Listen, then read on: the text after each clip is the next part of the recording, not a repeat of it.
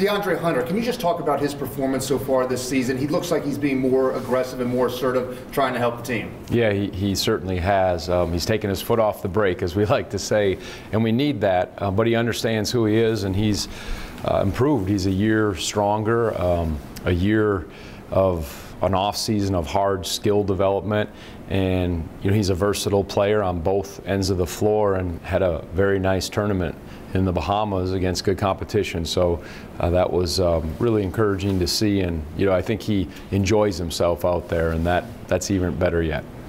Maryland, they're scoring 87 points a game this year. They just scored 100 on Marshall.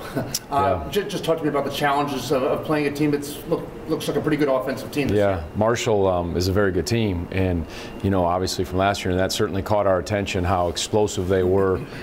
They can score inside. They have power inside and size. Their guards can shoot. They can play fast and good athleticism. So very impressive and well coached. Certainly respect their program.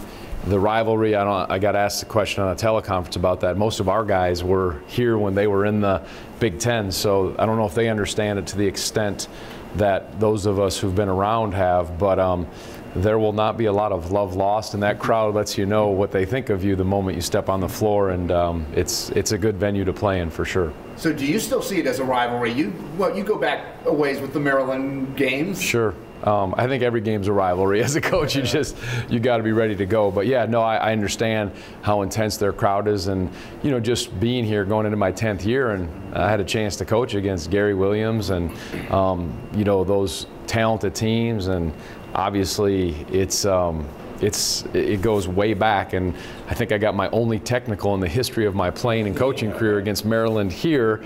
So no, there's a lot of good memories, hard memories, and again, have respect for their program, how well they're coached. Coach Turgeon does a heck of a job, and of course the atmosphere. Does that almost feel like a whole nother lifetime ago that you guys were playing them, I suppose? We asked the question. I don't know how long has it been. 5 years, 4 years? 2014, I think. Yeah. Okay. 14, 15. Justin was yeah. 14, 15 was the first year. That was the last time you played them too, right? 14. Yeah, the ACC So I think Big Ten Challenge. Year of okay. The Big Ten, I think. Yeah.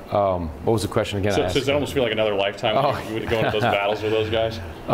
Yeah, I mean, that was a while ago, but those were certainly, always trying to build your program, but getting started. And one of the reasons I came to the ACC is you want to test your program against storied programs and storied coaches like Maryland, obviously Carolina, Duke, all those. And Gary Williams was, he's an icon and a heck of a coach, and all the players that have played there and the success they've had certainly was good. And it does seem like a while ago, but I'm sure the intensity will be the same.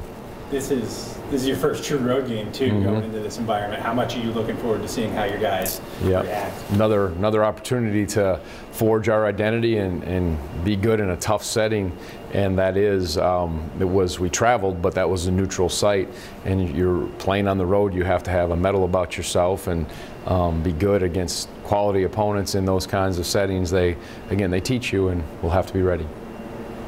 One more quick one about Deandre. The way he's doing it, it seems like he's doing it in the flow of the game. It's not like, how important is that it's just kind of, he's allowing it to come to him, not forcing things? I think that's why he's a good player.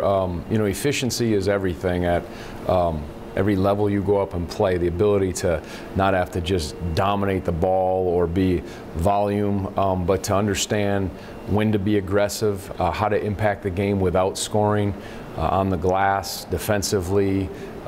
So those areas are really important, and I like seeing that maturity in his game. And he's obviously not a finished product, but he showed that at a nice degree in the Bahamas, and certainly, again, the versatility, I keep going back to that, was good. But how he does it, you're spot on, that he does it in the right way that makes for a good player and helps a team the most.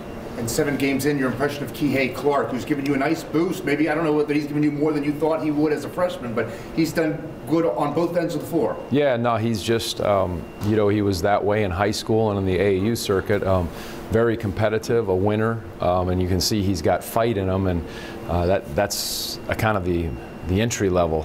You have to have that, but being, not a 6'5" or 6'3" guy, he's little, but he's tough, and that's given us a spark.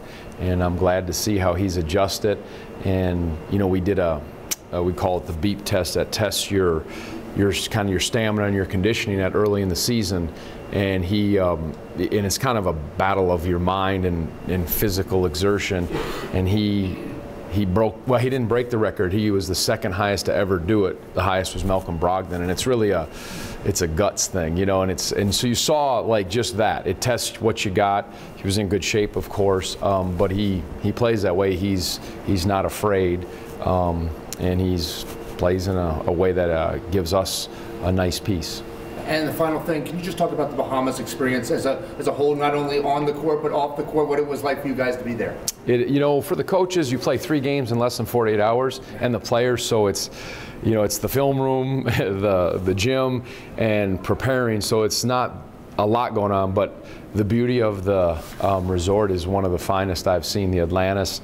It's a well-run tournament. You know, you're interacting, you see all of the other teams, and you walk from your room through the casino, conveniently located. You got to go through the casino every time, Dave Kane. I don't know. I think that's they got that set up. It's probably good you didn't come, because we went to had a radio guy. He would have been in the casino while the games.